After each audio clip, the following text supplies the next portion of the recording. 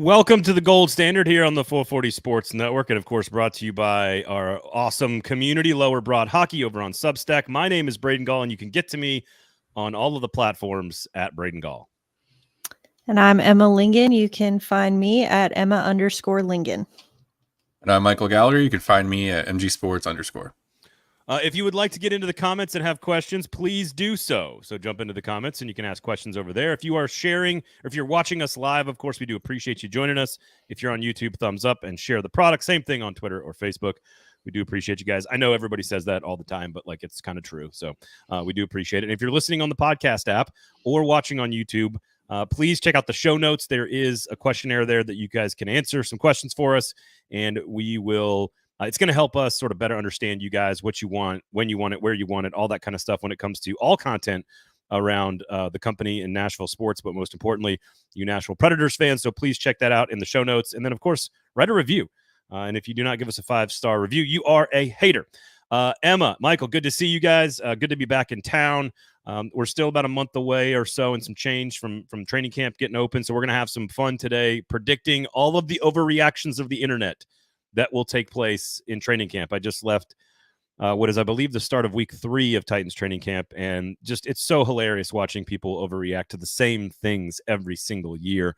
So I thought we'd have some fun, look at some actual position battles, some actual storylines that we're interested in training camp for the Preds, and then some of the things that we think are going to get just completely blown out of proportion, which is always fun. So we'll do that. An expansion draft. Yes, that's right, folks. The expansion draft could be a thing coming in the near future. We'll give you a reminder on that. The trade rumors continue to persist around a few players. I know you subscribers over at Lower Broad Hockey have been asking about Cody Glass a lot. So we touched on it last week on the show, so I don't want to bring back too much of it this week. But we'll answer some subscriber questions a little bit later on. How's everybody doing? You guys doing well? Good to see you guys. Still summertime, still hot as hell here in Nashville. What's up? I'm good. Patented Gallagher charisma. Bring in the energy like I do every week. I carry the show, guys. I can't keep doing it. That's true. All right. First of all, are we into the Olympics? Is that happening? Are you guys into it the way my house is decorated? Like, I know we talked about Miracle last week, but I'm actually reaching it's so awesome, but I'm reaching the point where I'm kind of done with the 3 hours every night of having to watch the Olympics. It's only been on in my house when the U.S. women's gymnastics team has been performing, and then after that's over, we turn it off because that's really all my wife cares about. Rock stars. It's kind of nice having like guaranteed, like as someone who has the TV on a lot kind of for background noise, the Olympics is nice, because it's like there's always something on. But sometimes it gets to a point where it's like, okay, I don't really care about dancing horses. Like we can just like I'm here for Martha Stewart and Snoop Dogg dressed head to toe in equestrian gear. That's cool though. I'm here for Snoop Dogg doing absolutely anything. Yeah. Like I love that he is our ambassador to the Olympics. We need more of Snoop doing commentary on just random obscure Olympic sports. It's hilarious. Yes. Yes. Clearly on scholarship. Like, Snoop, here's what we want you to do. We want you to go over to France, get high as hell, and talk about shit you've never seen before. But he doesn't smoke anymore. So he doesn't? Yeah, right. No, famously. That doesn't mean he doesn't get high. He just doesn't smoke. I was going to say, the edibles kick in about 45 minutes after they go live is what it sounds like. Here we go. More to explore. I'm here for the Michael charm. That's right. Aren't we all? You say positive things about Michael Gallagher, you go right to the front of the line. All right, so we do have some subscriber questions we'll get to. I know Michael wanted to bring up some expansion stuff because it's clear that Arizona is going to probably be an expansion franchise. So we got to refresh the rules here on what could happen. And I actually think the Predators are in a really good spot for an expansion draft, which is a weird thing to say. Man, this team's in such a good place to lose a player, which, again, very weird to say. So I wanted to start with training camp, which is still a ways away. It begins, in September. We're a few weeks away. But again, I've been out at Titans camp the last couple of weeks, and a rookie defensive tackle being overweight is just which he's not really, gets blown out of proportion. The quarterback not completing passes in these drills where the defense is given the plays before the practice gets blown out of proportion. everyone on, since we're only allowed to film like a few minutes of practice, and I don't think that's the case with the NHL. I think the NHL will let you do as much as you want, right, Emma? What's the? I've been to camp many times, and they'll just let you shoot whatever you want, right? Yeah. You might need like special permission to get up on the glass, but if from wherever you are, you can film whatever you want. Yeah, and also hockey training camp is just really hard to study. Like it's very hard to, like, you're not going to see particular lines working together. You're not going to see 5-on-5 very often, other than some scrimmages. But it's going to be interesting to watch. But the Titans, like, they only let you like record very lame like individual drills. Like here's a 12-year veteran wide receiver doing a ladder drill for the 4,000th time in his career, and then you post it, and everyone's like, oh, his footwork's off, and people go batshit crazy for that, and they lose their minds.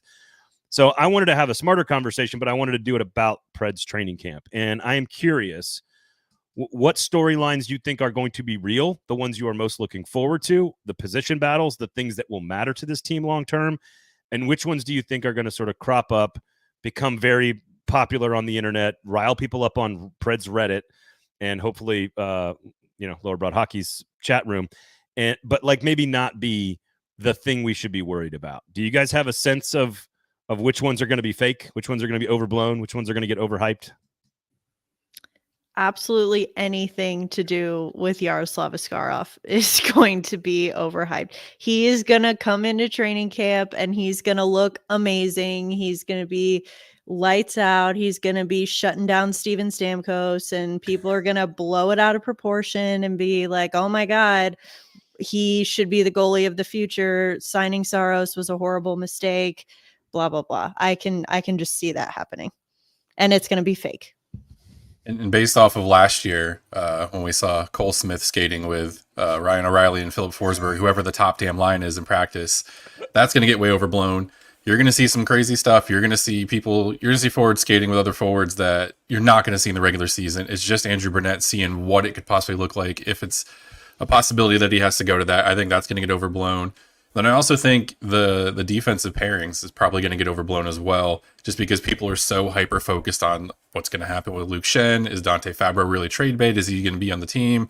Is Roman Yossi really going to be paired with Braden Shen? Are they going to, like, all that stuff? No matter what the defensive pairings are in training camp, that's going to get overblown as well. And I think one other thing to throw out there too is it's going to be what rookies, if any, have a shot at making the roster. I really don't think that there is any. I mean, I wouldn't count Juuse Saros and Philip Tomasino as rookies. They're one or both of them could make a roster. But yeah, I mean, that's not going to stop me from writing about it. I'm probably going to have a story, 5 most rookies most to gain in training camp or whatever. We're still going to talk about it, but that people lose their minds every year over who's going to be the rookie that's going to be on this team. Like, realistically, it doesn't happen. Luke Evangelista last year was probably the exception. Like, every year we talk about who's the top prospect in this farm system. Can they make the roster out of on opening night? And usually they don't. So that's going to be a big letdown as well. So I want to stick with the goalie, because I wrote down like Juuse Saros' contract, and then like to me that's like an umbrella term. It's an umbrella that catches, to your point, Emma, what and it's not even just that if he's great, Yaroslav Askarov. If he's bad, people are going to overreact to whatever he's doing in camp. And so it's, to me, it's this goalie like mosh pit that we have, which is Juuse Saros coming off his worst year as a Predator and given 9 years, 8-year extension, but a 9-year window as the starting goaltender with this primo prospect that's the best maybe in the world with a good quality backup. And so like almost anything that happens is going to be blown out of proportion. If Juuse Saros struggles, shouldn't have given him the contract. Based on a couple of games in the preseason, sounds smart to me. Yaroslav Askarov is great. Shouldn't have given them the contract. I think the contract sort of frames everything, as their decision was to go all in on Juuse Saros for the foreseeable future for a good chunk of the next 5, if not 6 years at least. And everything is seen through that lens, and so we're going to overreact to everything. And I think that includes Scott Wedgwood, Yaroslav Askarov, and anything else that's happening in net. I think Saros is going to be the starter. Wedgwood is going to be the backup. That is their plan this year. Saros, I imagine, will have stretches of the season where he struggles, and will have stretches of the season where he looks like a Vezina caliber goalie. And I imagine he has a slightly better year than last year. I think, talking about, as you called it, the mosh pit of goalies, I think that in that same vein, if Wedgwood maybe doesn't look amazing in training camp, everyone's going to say, shouldn't have signed him, should have called up Askarov. Yeah, exactly. Mr. I don't know how to say it. Emma, Brazil? Brazil? Brazil? Brazil? Anyway, Mr. Brazil. I believe it's the same for Wedgwood. If he struggles at all, people will be calling for Askarov. Yes, sorry, Emma. Go ahead. No, that hit the nail on the head. That's what I was going to say is like, I think the people who have been on the Yaroslav Askarov train are not, have not hopped off that train, and I don't think they ever will. So I think, no, but you, Michael, like you at least, you will admit that he is not ready to be an NHL starter yet. Like, Yeah, I mean, I'm on the Askarov train, but I'm realistic about it. I think he could be the backup this year, but you don't need him to be the backup this year. You have Scott Wedgwood for 2 years. I would rather Askarov be in the AHL, play starters minutes, get more reps, more repetitions. I would like to see him make it through an AHL postseason without losing the starters crease in the conference final. Like, that's what I want to see. Until he can get over that mental roadblock, whatever it is, I have faith in him, but I would feel much better about him knowing he can make it through a full NHL season and not get yanked in the playoffs. well, see, and I don't consider that. I think that's a very reasonable perspective on it. I don't consider that when I say when I say the Askarov train, I mean the people who are like full steam ahead, like send him straight to the top, send him to the NHL. He's ready. Like The guys that were saying trade Saros because Askarov is going to be the starter this year. yes, that's what I mean by the Askarov train. Yeah, Braden. I was not start Askarov guy. I was. No, if you were trade Saros guy though. I am do anything smart guy. And if Juuse Saros is your guy and trading Askarov is the best thing for the franchise, I'm for that. If you're going to trade, my argument for trading Saros, not to rehash like the last 9 months of shows, but if you're going to trade Saros, the argument always was he is your best trade chip to supercharge the rebuild. That clearly is not the direction Barry Trotz views the franchise. You don't need to supercharge the rebuild now because of free agency. Well, and that's what I'm saying. Like before the spending spree and before the contract, which all happened within like 4 days of the draft, there was still a question of what direction the franchise was going to go strategically in the offseason. You could even argue that re-signing Saros was a precursor to what Barry Trotz was going to do in free agency, because you're not going to sign Stamkos and Marchessault and Shea if you're going to go with Askarov in a year or two as your starter. Completely agree. And so we got direction of what they think their goals should be in the short term and the long term, and now that's where we are. But to the training camp question, this is where we are, folks. Fast forward your mind to like February and March, and they're coming down the stretch. What do you think gives this team the best chance to win in the playoffs? It is going to be Juuse Saros starting every game, period. Full stop. You don't even want to have a conversation about Wedgwood or Askarov. Not that they're not capable, because injuries happen and things happen. But like at the end of the day, if you want this team to be successful, to accomplish its goals, to be a top 3 seed in the Central Division, to win a playoff series and contend for a Western Conference final, which I think are all fair expectations, it's going to be because 74 is in net. And that's it. So whatever happens in camp, just forget about it. Like, I also want to say this too, because I know there's someone out there being like, oh, have you seen Saros' record in the playoffs? He's not the problem in the playoffs. When the Predators get to the postseason, they give him barely 2 goals of run support, if you will, when they get to any playoff series. He's not the problem. He stops the other team from scoring pretty good. The Predators, for whatever reason, they get into the playoffs, their offense just is nowhere to be seen. So yes, maybe this is just a me issue. I know his numbers aren't great in the playoffs, but he is not the problem. He's still just as good. The offense is the problem because they don't help him out. So he's lost 3 series. One of them's on him, and the other 2 are not. And the one that was on him was a best 2 out of 3 play-in series during COVID. Yeah, and the Vancouver series absolutely was not him, because you could argue that he was the best player in that series in 4 of the 6 games, especially in the last 2 games. And the games the reason that series was as close as it was. Yeah, exactly. Same with Carolina. Didn't he stop like 110 shots in 2 games that went to overtime? Like, that's absurd. So Carolina had a phenomenal team that year too, and he made that series look like it was a 7-game series, even though it wasn't. I think we nailed the first overreaction pretty well. that is going to be like we're already getting worked up about a storyline that hasn't even happened yet. I can like see all of us being like, stop, everyone. I'll just say this. I hope for our sanity, Andrew Burnett comes out, or Barry Trotz, whoever, the beginning of camp, and says, this still isn't going to stop the overreactions, but at least I think tapered a little bit, and says Scott Wedgwood is our backup. Askarov is going to be in the AHL, because that at least lets fans know what their expectations are. It's not going to stop people from overreacting and be like, oh, Askarov's ready, call him up. But that at least will calm the jets of some of the people out there that are already They pushing for won't him. say that. Let- They won't come out and say that. Of course not. So let me just have even more fun with this fictional situation. What if Juuse Saros needs to come to camp like 8 days late? Because like maybe I'm making this is completely hypothetical. I'm like, oh, he's got to stay back in Finland with like maybe his wife's pregnant or something, newlywed. Like he's staying back to take care of some family issue, and the Predators have no problem with him like coming 5 days late to camp. And the headline is like Saros not at training camp to open up, and people are just gonna lose their shit. No, the headline will be I'm he really got his glad. money. He's turning into Ryan Johansson now. He doesn't want to show up. That's what it'll be. I'm just telling it is the Juuse Saros contract. That is the thing that will drive all of the overreaction. And it's Wedgwood, it's Skarov, it's Saros, it's numbers. It's sad that he's so polarizing because he is the least controversial athlete I think I've ever covered outside of Pecorine. No, he's perfectly lovely. But he is a lightning rod when it comes to fans and media because you either want to trade him or he paid him too much money or he's always doing something to piss someone off. I do think the quote unquote want to trade him crowd is only saying that because they recognize how much value he has. I'd like to hope. I think that's giving a lot of credit where it might not be due.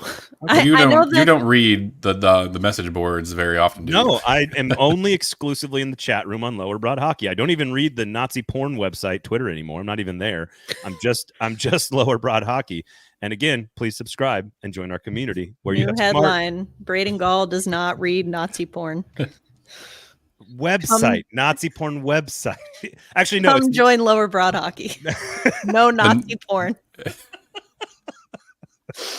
It's a Nazi porn bar, is what I should have said. To quote the great, amazing Kara Swisher. That's what she calls it. The Nazi porn bar. That is x.com. Okay. All right. That's number one. I think number two, and maybe I'm wrong on this, and you guys may disagree. I think the who's playing on the first, second line thing and where Stamkos and Marcia Show are going to be playing is actually going to be super overblown in the preseason. They're going to need time in an 82-game season to figure out exactly which pieces work best with each other. Sometimes lines hit right away and they get instant chemistry. Sometimes they take time. Sometimes you have to tinker. Sometimes you don't. Like whether they keep the top line together or they don't, I don't think those are the things that will dictate whether or not the Predators will make the playoffs this season. They're going to figure out what the top six will look like. They've got the best top six talent-wise they've ever had in the history of the franchise, period, no matter where any of them are playing. And I think there's going to be a lot of conversation about, is it Novak? Is it Sissons? Is it Parsonen? Is it Evangelista? Is Stamkos playing center? There's going to be we've had those conversations. They're interesting and they're important, but I don't think eventually that's all going to work itself out. And I think that's one that's going to get overblown. Am I making that up in my head or are you guys with me on this? No, I think those things are absolutely not going to be decided in training camp. And the point of training camp, I mean, again, go back to the example, Cole Smith on the top line with Ryan O'Reilly and Philip Forsberg. Like training camp is to try everything. That's the point. And so you're going to see everything. You're going to see Stamkos taking reps at center. You're going to see him taking reps on the wing. You're going to see Luke Evangelista on the top line. You're going to see Colton Sissons on the top line. Like you're going to see everything during training. Don't tempt me with a good time, Emma.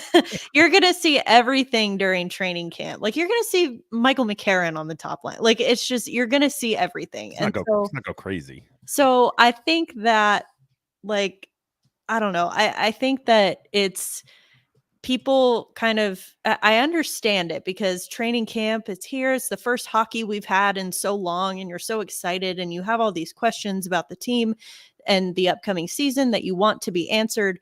But the reality is damn near nothing actually gets decided during training camp. Like aside from who actually makes the roster, because obviously like in terms of specific roles, whether it's at 5-on-5, special teams, line combinations, defensive pairings, whatever, like hardly anything actually gets decided there. So I just like, again, when it was funny when you asked what storylines are people going to overreact to, I was like, all of them? Is that everything? An option? Like literally everything? Okay, all right. Because so I feel like people do that during training camp. And I understand it. I do. But I think that just remember, like not if you see something in training camp, it essentially means nothing.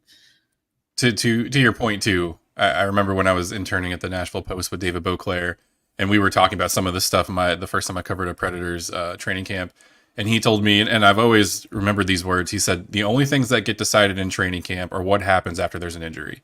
Nothing is set in stone. The only thing that's decided in training camp is who's going to be the first call up, what's going to happen when your top line center goes down and you have to move someone up in the lineup. Lineup decisions that are who's going to start, who's going to play where, opening night stuff, that's already been decided. The stuff that gets decided at training camp is depth stuff, who's going to get called up, who's going to move lines if that happens. If this line doesn't work out, okay, we're going to keep these two guys and move this guy down. That's the stuff that gets decided during training camp. None of that stuff, it's all trivial right now. So I think along those lines, I would assume, and we've been asked a lot on Lower Broad about this, and we've been asked a lot about this in your mailbag, Michael, about Cody Glass. We talked about it last week. They're going to have to move some piece, at least one, if not two, if they want to re-sign some of these RFAs, or they're going to have to trade the RFAs at some point. So there's all different. There's still some player movement that's left to come. And honestly, if you have all this draft capital, the whole point of having this draft capital is to be able to make a move like trading Cody Glass. If you think he's no longer a part of the team, you have all these extra picks to do exactly that, to get someone to take a $2.5 million contract that frees up space to sign all three guys. Now, so what I want to ask you then is, because I think all that stuff's going to work itself out. I think that has to be kind of figured out probably before training camp opens up. So the question is, what actually does get figured out in training camp? Because I think there are two things that you're not going to see it as a fan or a media member if you're watching or if you're there studying. Maybe we can get some if we can get some questions in with some of these guys at some point, which we will. Which is number one, veterans coming in and handling expectations after leaving situations in a very, I don't want to say strange, but just like unique way.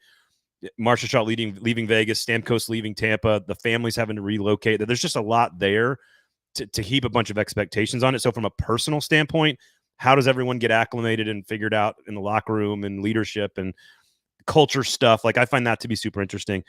The power play and the defensive lineup, though, are two things that I think are critical to the team's success that they have to learn things about in the preseason. The coaching staff, maybe we don't see it, but I think, Michael, are you saying that their defensive pairings are already set in stone in your mind? You think the coaching staff already has their defensive pairings? Because the problem with this team, in my opinion, last year, outside of maybe some goal scoring, although it was the highest scoring team in history, is the power play and their defense. Those were the problems.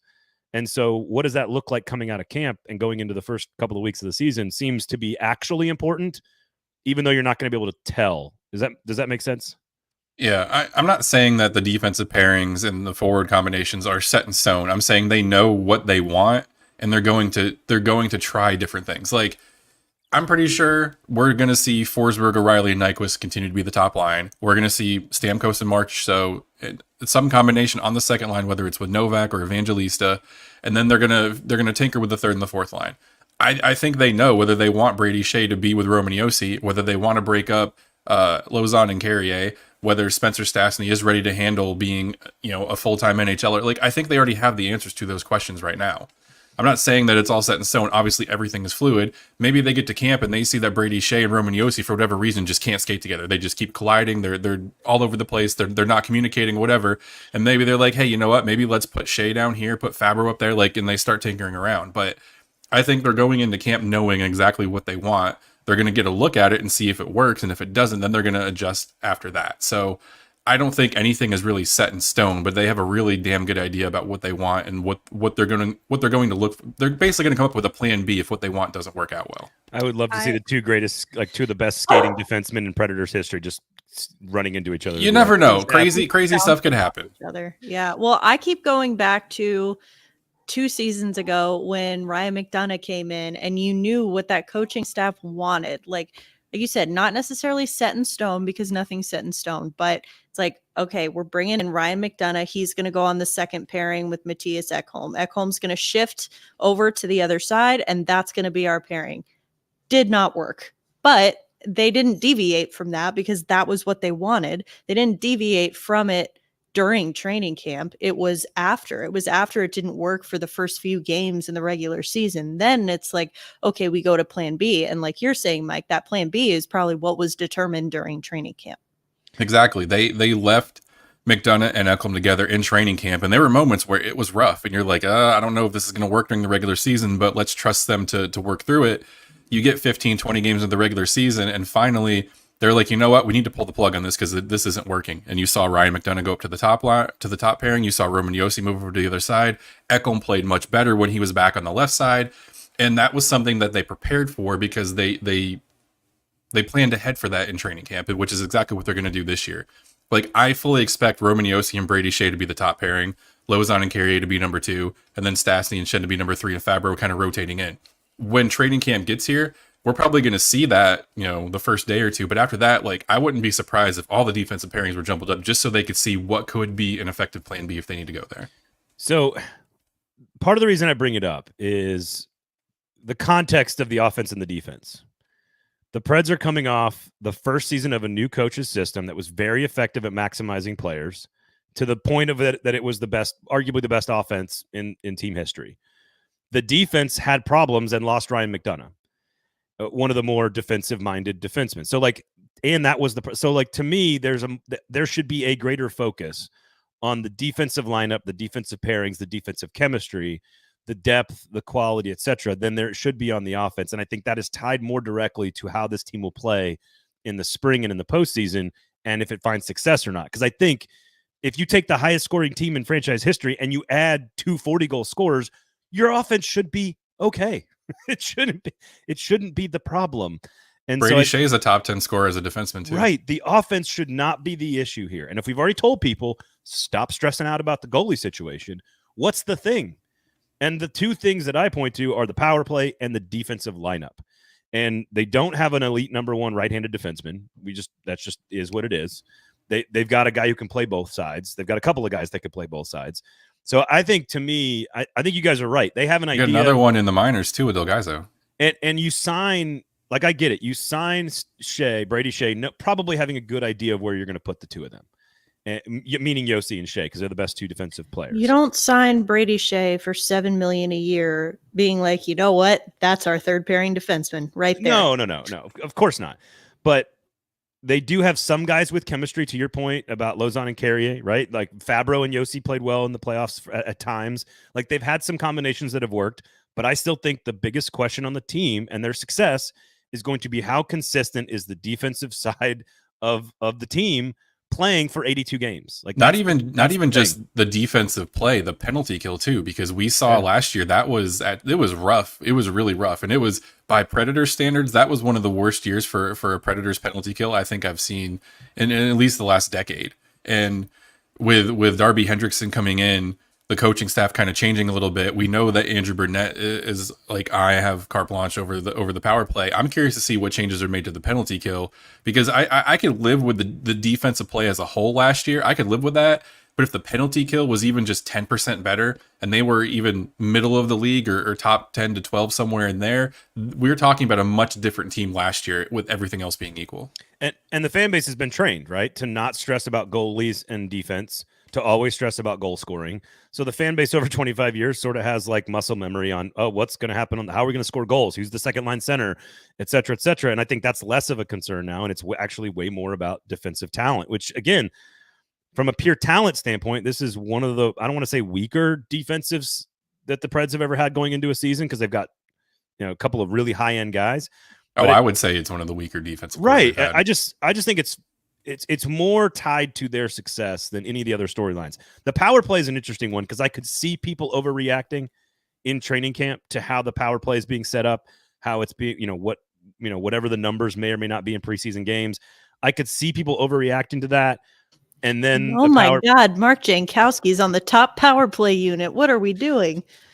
But I'm torn on that one. Like, do you think that people will react appropriately if it struggles? Will react appropriately if it's really, really good? Do you think that is? Because I actually do think it's an important part of the team, but special teams in general. But I'm curious if you guys think people are going to overreact to that, or if you actually think are we reacting appropriately to that? Is your question, is the Preds fan base going to react appropriately to something? The answer is no. Never. I don't care what the situation is. I don't trust the Preds fans to react appropriately to absolutely anything. You guys have no faith in our subscription community. No, I love our subscribers, and I love the segment of the fan base that are the level-headed, like the day one OGs that were season ticket holders from the get-go, because they They know, they've been through this, they've seen it before. But I mean, when they were in the Cup final, there were still Preds fans that were like, "Oh, we're going to get swept by the Penguins." Like, no matter what, you just can't enjoy something good. So I've been conditioned to realize that the Preds fan base is always going to worry about something. I wish the Preds fan base was more like our subscription community, because that would be so much nicer. Preds fans, I like you guys. I know Emma and Mike clearly don't, but no, I like them. I just find their tendency to overreact to the little stuff and then underreact to the big stuff. I find them very amusing. Well, that's why I'm asking you guys. Honestly, I'm honestly asking, where does the power play fit into that? Because I think we all agree that the goalie situation is going to be an overreaction no matter what happens. I think the top two lines is going to be an overreaction no matter what happens. I think the defense is going to be an underreaction. I think people are just it's not going to be covered a lot, or maybe it's not going to get like into the social media conversations. It's not going to break through into the ether. But I think we're going to be like 2 months into the season being like, do they have an answer at this, and this position? And I think that's a real thing that should concern people, maybe, and maybe not. Maybe they figure it out. If your question's where's the power play? If your question's power play specific, I don't think it'll be an overreaction, because if the power play doesn't work and then you get, 20, 30 games into the season, the power play's still not working, I don't think it's an overreaction, because at that point they're justified in questioning, should Andrew Brunette be the guy running the power play, because he's had a season and however many games of it not working, and he's doing everything else great, but the power play isn't working. So I think they would be justified. I wouldn't really call it an overreaction. Okay. But if you get 2 or 3 days into camp and the power play just doesn't look good, and then there's people complaining about it on Twitter, like, sure, that's an overreaction. Like, give them some time. They're working out the kinks. That's what training camp's for. Yeah, I think that, honestly, going back to your original question, I think that just because of who the new additions are this offseason, everyone's going to be focused on the offense. Yep. And like you said, Preds fans are already trained to be focused on the offense. Who's going to score the goals? And so even though with those two things working together, I think that automatically people are going to be focused on the offense. They're not going to pay attention to the defense. And yes, you have Brady Shea, but I still think that he's not the big, shiny, exciting addition. He's very, very good, but They normally have 3 Yosis, not Yosis, but you know what I mean. They normally have 3 guys of that caliber, and they have 1 now, maybe 1.5. I already think that Preds fans have underreacted to the Shea signing. I already think that, because they're like, ooh, Steven Stamkos. And it's like, I get it. Like, I'm not saying that is undeserved, but right. I just, yeah. I mean, Brady Shea was arguably the number 1 free agent defenseman on the market this year. I mean, him and Brandon Montour, I think, were like the 2 biggest names out there. Yeah, I think Brady Shea is an excellent player. I think he's a fantastic player, and the contract's going to age very well, actually, I think. And I think him and Josi, together or separately, are going to be great. There's just not nearly the quality of depth that this franchise is normally used to at this stage of the season. And that was the case last year. And when you trade Matthias Ekholm away, that's what happens. It's okay. And Ryan McDonough in the span of 12 months. I agree with that, and I do think that this is traditionally a weaker defensive core than what the Preds would start a season with.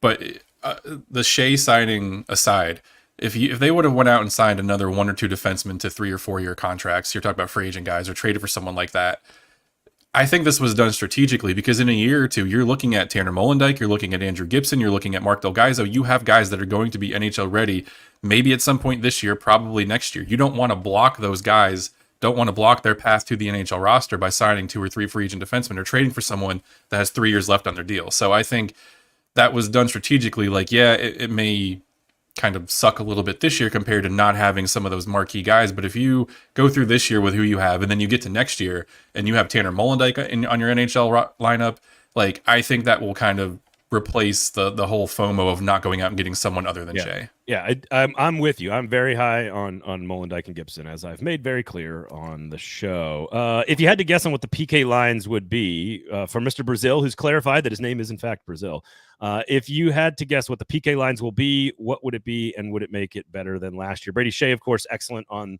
the PK, so is going to be a big part of that. Probably a top pairing defenseman on the PK. I'm assuming Colton Sissons is on the top line, and what else you got? Michael McCarron, Josi. What are your 8 guys? Give me your 8 guys. Arsenin, if he makes the roster, I would say. Cole Smith, Yep. Okay. Alex Carrier. Okay. Carrier got a lot of PK time last year. So Mark Jankowski, maybe. okay.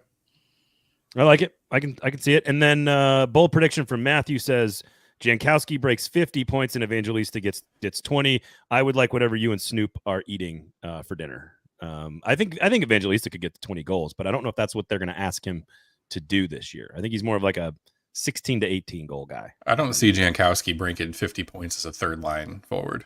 Yeah, I wasn't even really acknowledging that point. I see Evangelista breaking 50 points if he is on the second line. I think the thing with Evangelista is he's not going to, in my opinion, I don't think he's going to be tied to a specific line. I think there's going to be points of the season we see him on the second line. There's going to be points where he's on the third line. There may even be a stretch of games where he's getting work on the top line. I think Luke Evangelista is kind of the Swiss Army knife of this lineup right now, because he's one of those guys where his position's fluid. He's going to be somewhere on the top three lines, probably on the second line, third line, switching around and stuff. So I easily could see, I wouldn't even put it past him to get up to 60 points this year, especially if he's playing the bulk of the year with Stamkos and Marchessault. He will be made better more than any other player based on his surroundings. That's why I think you move Novak to the third line and put Evangelista on the second line. And if Stamkos isn't what he was as a center on the second line, who cares? You don't need him to be. So Dan Highnote agrees with me that that's what they should do. What I find interesting about, to go back to the power play here, to kind of flip that question on the lineup, I could see Evangelista allowing them to move one of the big guns down to the second line. That could be an interesting development, that if Evangelista is trustworthy enough, which I think he will be, as a top line power play guy, he will be better when he is surrounded by Stamkos and Josi and Forsberg. So therefore you're getting pretty good value with him. But that will also allow you maybe to move Marchessault, for example, down to the second line. Like to me, Evangelista could also unlock a second power play line. I don't know if he's good enough to quarterback the second power play line and be the guy on that line, but I think he might allow you to spread out the guys, if that makes sense.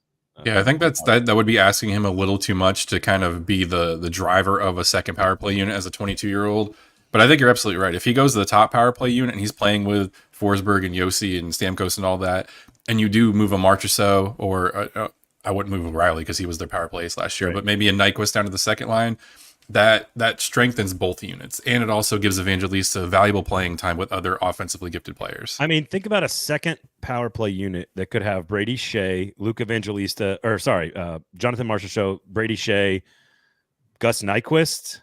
Like, I mean, you could put together a pretty good second power play line if Evangelista can take that slot, which he got a lot of minutes last year on the top power play line. That's a guy who Evangelista could easily be like a 12 to 16 power play point guy.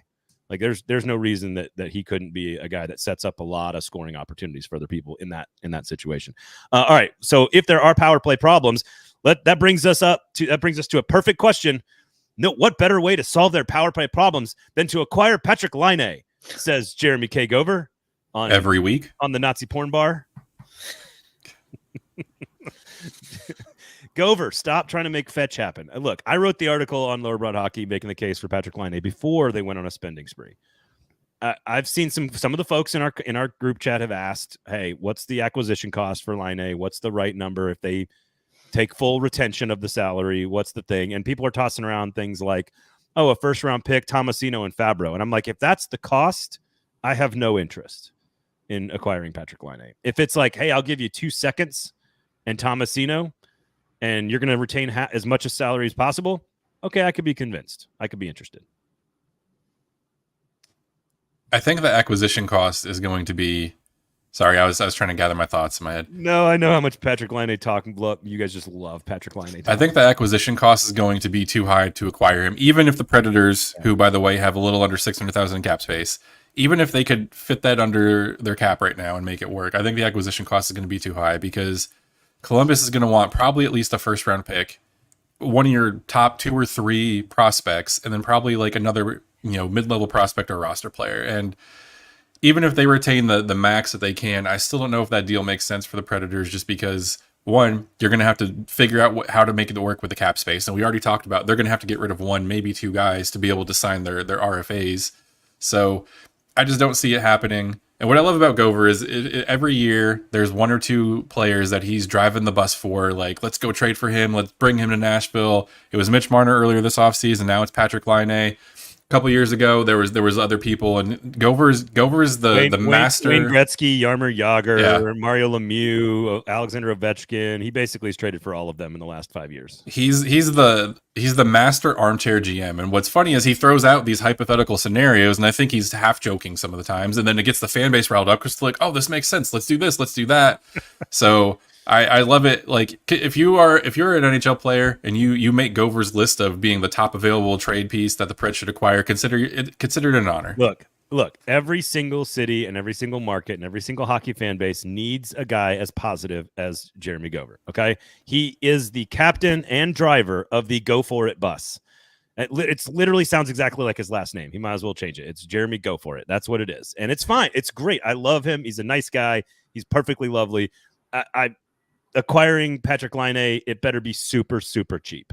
I do think the argument is I think there's a pretty good argument to make an incredible power play, to add another big gun onto the team. You're going to get a motivated player that's got 2 years left on a contract to prove it to whoever's going to sign him. You can rent him for fairly cheap. Like, again, if the cost is down, I understand the argument. But if this was based just on talent and goal scoring ability alone, it would be a home run deal.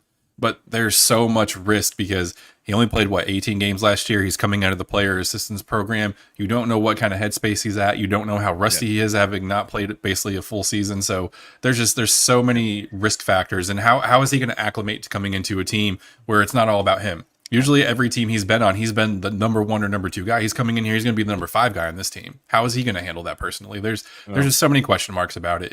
It wouldn't make sense because you're going to have to give up too much. Now, if you're talking about, like you said, a pair of second rounders and someone like Tomasino, or maybe a second rounder and another prospect or something like that, sure, because I feel like that's a low risk kind of acquisition, but it's going to cost too much. I wouldn't do it. Go ahead, Emma. I know you're just itching to get in here on this one. Yeah. Love talking about Patrick Laine and Mitch Marner and all the trades that won't happen.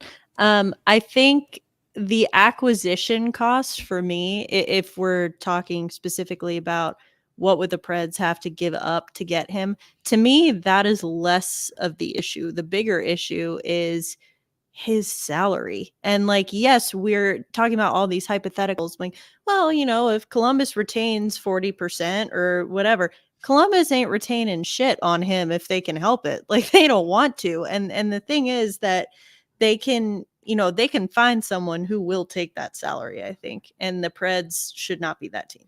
And the more Columbus retains, the more it's going to cost the team trading for him, because Columbus, that's an inconvenience to them. And I was looking up doing research on unrelated to this podcast on Patrick Laine the other day for my day job. And it turns out that Minnesota is one of the teams that has been linked to being a front runner to acquire him. So that is the downside. And I'm not saying like go get him so you keep him away from a division rival, but you could potentially have to see him quite a bit if the Wild go out and trade for him. But then again, he'll be playing in a John Hines offense. So all right. I can see low-hanging fruit there, Gallagher. I can see the headline now, like John Hines unlocks new level of Patrick Laine's game, and talk about things Preds fans will overreact to. Yeah. Now, I think what would be interesting is if somehow it's Glass and Fabro packaged in the deal, because that's $5 million right there. That's how you get your salary cap space. Because we got a question. Brando says, "What's up with our RFAs? Do we even have cap space to sign them?" The internet says no. There is no. You can just look that up. There is no space to sign them right now. They got a little less. Gallagher's already said it. A little less than $600,000 in cap space. If you get Laine for Glass and Fabro and a first round, I mean, I think you have to throw in something else. Probably a first round pick. Even if it's a first round pick, you got 2 of them. So if that's the trade, like I would be still a little hesitant, but I would be more on board, because you're fixing your cap issue right now. You're getting rid of 2 players they're basically gonna be on your roster but not really playing, and you're getting a premium goal scorer who you have, you at least would hope he could figure it out. This is the problem. This, not to go back to our defensive conversation, but the fact that Dante Fabro could play on the first line or not at all is the problem with the defense. That's the issue. The problem with the defense, and I'm going to go here. It took us 46 minutes. The problem with the defense is that Luke Shen is still here blocking Dante Fabro. Boo. And I don't want to keep harping on it, and I hate that we bring it up every year, but it's a damn reality. Luke Shen should not be On the top 6 on this team. You could argue there's some teams out there that he would be a serviceable defenseman. The Predators aren't one of them. Luke Shen should not be out there playing while a perfectly healthy Dante Fabro is on the bench. Agreed. Or in the locker room. And if you're going to trade Fabro for any reason, because he's been linked as just like a piece they need to move, they could acquire something, like you better be really high on Spencer Stastny, which I think they are. And you better really like Del Gaizo. You better be prepared for Luke Shen minutes. So there's a lot of stuff that you have to be prepared for if you're going to get rid of Dante Fabro. Fabro thing, I think, will lead us into our next segment, which will be a nice little segue once we transition. Well, we could do that because we're going to talk expansion here, and like nowhere in the world, like Emma would rather talk about expansion draft rules that are hypotheticals than trading for Patrick Laine. I can just see it on your face. I will say before we do that, though, real quickly, though, make sure you check out Lower Broad Hockey. I know, Michael, you're working on some Askarov stuff. I've got, I think, some really interesting stuff coming on the goalie development that this franchise has had over the years and their current development situation. We're going to have some really intriguing stuff for you guys coming up over on Lower Broad Hockey, so make sure you check that out. You got Emma's weekly newsletter on Fridays covering sort of the entire picture of the Central Division in the NHL as it pertains to Nashville, so make sure you check that out. And we also have our prospect guide that will be coming out in the next week or so. The mythical prospect guide. I've been hearing about this. I've sent you proofs of what it's going to look like. It's not mythical at all. It's a work in progress. First week of September, we will have a big announcement. So just first week of September, big announcement, some big stuff coming for you guys. Be patient. Nothing's happening right now. We're working behind the scenes feverishly to get you guys up and running for training camp. It's going to be a lot of fun. The big announcement is not Patrick Laine related. Lower Broad Hockey over on Substack. That's lowerbroadhockey.com. And of course, please subscribe, sign up. Founding members get a little bit more access and a little bit more off the record information. So if you want to sign up for that, go for it. And we do appreciate you guys. Whatever you all put in is what you will get back out of this. And I was talking to a buddy of mine who's a subscriber. He said, what can I do to help? And I said, tell everybody about the community, because the chat is awesome. You guys are great, and you guys are going to drive the whole thing. So we will go out and find what we think is interesting and what you guys want to hear about, and we're going to go. So, all right, quickly here, we'll wrap this up with the expansion draft. Just as a reminder, it sounds like Arizona, new ownership, or same guy, new franchise, same guy, has to rebuild the entire franchise. Ironically, I think Utah games are going to be shown for free in the Phoenix market. So Predators fans can't watch their own team in Nashville for free, but former Coyotes fans can watch Utah hockey games for free in their market, which is awesome. Expansion rules: 7 forwards, 3 defensemen, or 8 total skaters and 1 goalie each. I actually think this sets up well for the Predators should there be an expansion situation. I actually think it sets up very well for the Preds to keep 7 forwards and 3 defensemen. They've always had 4 defensemen for both Vegas and for Seattle. They had 4 defensemen they needed to protect. They really kind of, as we just discussed, it sets up well for them just to have the 3. Obviously, Yossi and Shea, I'll let you guys decide who should be the third one. But they protect Yossi and Shea, and they can keep 7 forwards protected. So now a lot of them are going to be over the age of like 32, but they can protect a lot of forwards if there is an expansion draft. So just a reminder. So yeah, what initially brought this up, I think I texted you guys after I saw Bleacher Report did a mock expansion draft. For those of you that don't know, Alex Marullo, the former Coyotes owner, washed his hands of it, gave back all the rights to the Coyotes to the NHL because he realized that he's a jerk that does not want to put in the time to run a successful NHL franchise. There's been talks that the Phoenix Suns owner, I forget what his name is, possibly could be starting up an NHL franchise in Phoenix with the Coyotes again. So, and Bleacher Report pitched this who would go for each team or whatever, and their Predator selection was actually Dante Fabro, which I thought was interesting because then I was like, well, what would be the best way to go? 7 forwards, 3 defensemen, or a goalie, 8 skaters, and 1 goalie. And for the first time ever, they don't have 4 defensemen that they need to protect. And granted, like you said, most of the forwards they would be protecting are over the age of 30. But this would be the first time where they would probably go 7 forwards, 3 defensemen, and a goalie. And I think that's the way to go. And I think the way Bleacher Report reasoned it out, I'd be okay with losing Dante Fabro. If they went 7 forwards, 3 defensemen, and a goalie, the 3 defensemen I personally would protect would be Yossi, Shea, and Stastny. I would be okay with losing Lozon. I'd be okay with losing Fabro. I would throw in a draft pick for them to take Luke Shen, but I think that's where I would settle on. Because if you go 8 skaters and a goalie, I mean, you're looking at Forsberg, O'Reilly, Stamkos, Marchessault, and then an Evangelista. Then it's like maybe Novak, Yossi, and Shea. There's definitely more options to play with going the 7-3-1 route. Yeah, you're out here like, please take Luke Shen. We'll pay you to take Luke Shen. Exactly. I mean, you got the draft capital. This is what David Poyle was preparing for. And what's funny is that he was like, you know what, that Trotz guy, he's gonna come in. First thing he's gonna do is sign Luke fucking Shen. Let me just pile up the draft capital right now. I would like to think when David Poyle was making the litany of trades that he did, he was like, I'm going to bank a couple of these because Trotz is going to screw up something big in one of his first 2 years, and I'm going to cover his ass. Look, the guy's had one mistake, okay? All right? And even then, let's take it easy on Luke Shen, okay? The 7 forwards, what's interesting is I think the first 5 are very easy to circle. Forsberg, Stamkos, Marchessault, O'Reilly, Evangelista. And then you get to keep 2 of either Nyquist, Novak, or Sissons, probably. And that's a pretty good spot to be in to keep those 7 guys intact. And so, again, this is probably not going to happen this year, or even maybe 2 years away, which is why Stasny might actually be the smart defenseman to predict protection, because he might develop into that guy that you need to protect in 2 years. But even with the old owner, Gary Bettman had already said this guy is going to get, because he, that was part of the negotiations. He's going to get to start, even if he restarts the new franchise as the old franchise, he's going to get an expansion draft because Vegas and Seattle got to do that. So if they expand, it's worth thinking about.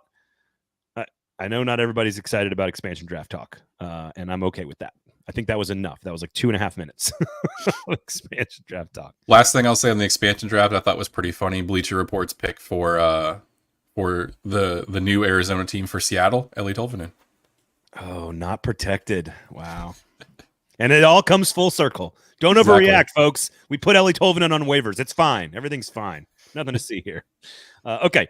Emma, where can the good people find you? Can find me on Twitter at Emma_Lingan, and you can find my work at the Hockey News, but you can also find, as you mentioned, my weekly newsletter every Friday at Lower Broad Hockey. And Michael. You can find me on Twitter at MGSports_, and you can find all of my work on Lower Broad Hockey. We will have your prospect guide here in the next week or so. We're going to have a story on Askarov Thursday morning. What else was there? Oh, I'm going to be doing a prospect kind of wrap-up draft pick analysis with one of the top prospect guys out there. Hopefully have that for you sometime next week. We still got to finish setting that up. And I have, at time of taping, I have a conversation on the books with somebody that's all about developing goaltenders for the Nashville Predators on Thursday morning. So that'll be coming out sometime this weekend. So stay tuned. Go subscribe to Lower Broad Hockey. Of course, we got a lot of good stuff coming for you guys. And again, a big announcement coming first week of September as training camp gets open. Just remember, do not overreact to the things you see on Twitter at that Nazi porn bar. It's just there to get your goat. Just don't let it happen. Don't let it happen. All right. Rate, review, subscribe, thumbs up wherever you're watching, share wherever you're watching. We do appreciate you guys for hanging out with us, of course. And we still got a couple of weeks to go, but training camp is right around the corner. And I think Predators, there's a different buzz in the city, I think, to be honest with you. And I think it's very, very interesting. So I think people are excited, and they should be. So for Emma and for Mike, I am Braden Gall. Again, thank you all for listening. Thank you for subscribing. Thank you for reviewing and rating. Remember, if you do not give us 5 stars, you are a hater. Thank you for listening. We will talk to you guys next week.